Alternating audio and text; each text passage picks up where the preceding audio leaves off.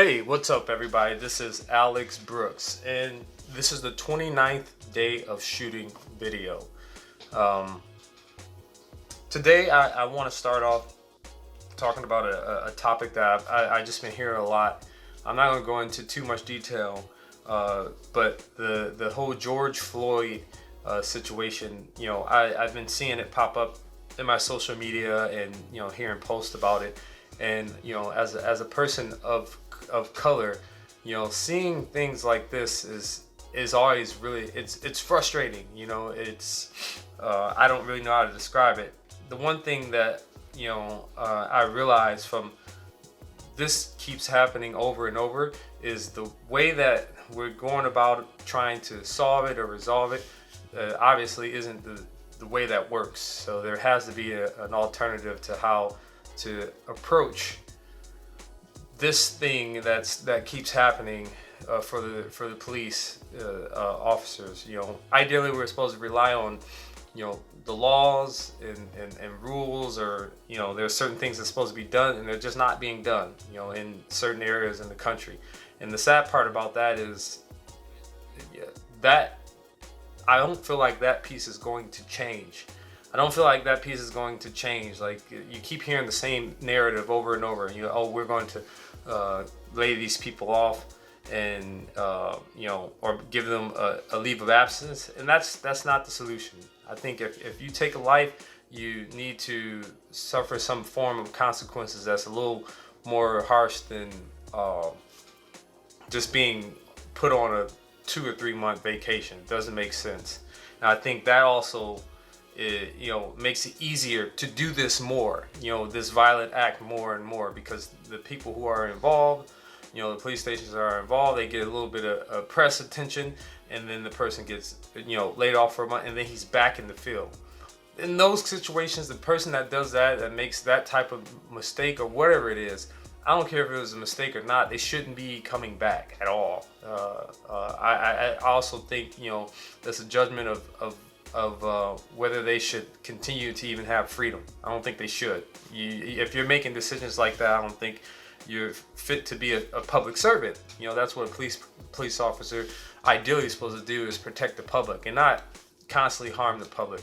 I think the way that people are being disciplined is not the way. It's too nice. It's way too nice.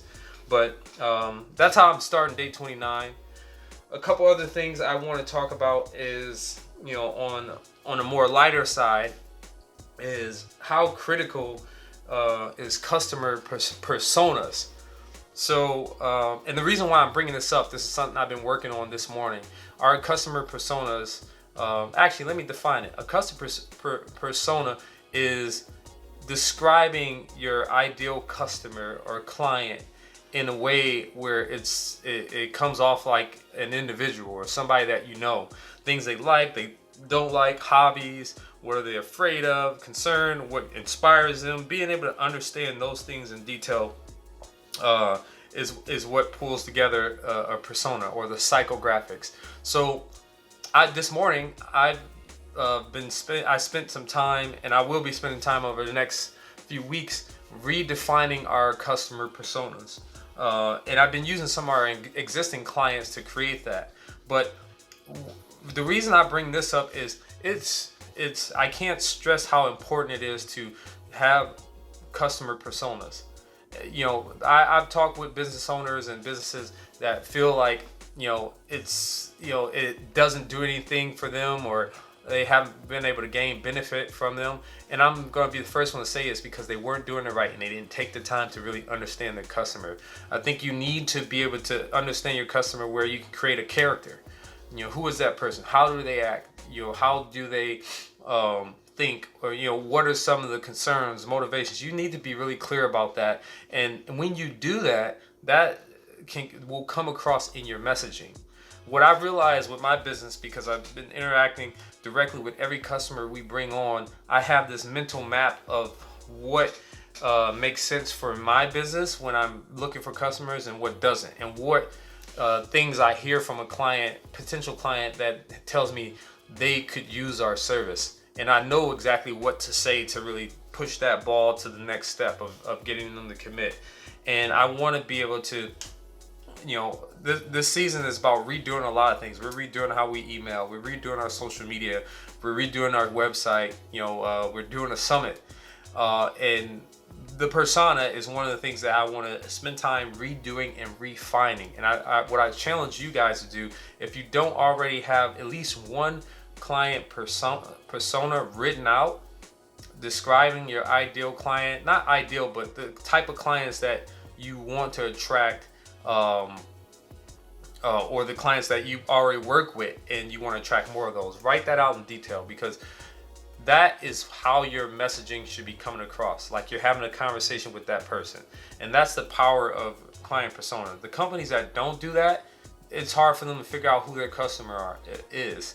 And this seems like a cliche thing, but if you do anything with your business and you're trying to build new relations, really map out your persona, client persona, and then you can break down some basic demographics. But the persona, I think, is more important than even the demographics. You need to know how they think. You need to know what things they're concerned about, afraid of. Where are they mentally stuck? What are some of the objections that they have that's stopping them from moving forward in the buying process of being a client? So that's one thing. And then the other thing is that I want to talk about is we're bringing on a new admin, because one of the things I want to be great at right now is I want to, and I haven't been able to, is getting obsessed with all our processes and evaluate every single process and make sure it's working the way it needs to work. And having an admin will help free up some of my time from coordinating between clients and our team, so I can focus on these things and look at all these systems. I think it's going to be critical for us to be able to do that. So, and last thing, small wins. This week, some of the small wins is been able to bring on another new client, engage with some new potential clients, and bringing on the admin person. I would say for me, those are some small wins. But I want to hear from you guys.